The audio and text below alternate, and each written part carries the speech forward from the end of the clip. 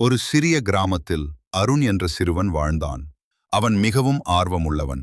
தினமும் பள்ளிக்கு போகும் வழியில் ஒரு பெரிய மமாம்பழ மரம் இருந்தது. அந்த மரத்தில் பல பறவைகள் கூடு கட்டியிருந்தன. அருணுக்கு அவற்றை பார்க்க மிகவும் பிடிக்கும்.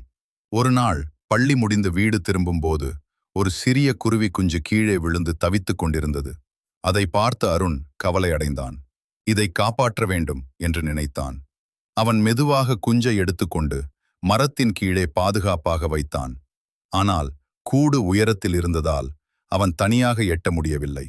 அவன் உடனே தனது நண்பன் கார்த்திக்கை அழைத்தான். இருவரும் சேர்ந்து ஒரு நீளமான கட்டையை கொண்டு கூடு இருக்கும் இடத்தை எட்டினர். கவனமாக குஞ்சை மீண்டும் கூடில் வைத்தனர்.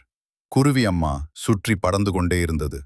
சிறிது நேரத்தில் அது தனது குஞ்சை பாதுகாப்பாக இருப்பதை பார்த்து அமைதியாகியது. அருணும் கார்த்திக்கும் மகிழ்ச்சியடைந்தனர். நாம் செய்தது நல்ல செயல் என்று அருண் சொன்னான். அந்த நாளிலிருந்து அவர்கள் இயற்கையை பாதுகாக்க வேண்டும் என்று முடிவு செய்தனர்.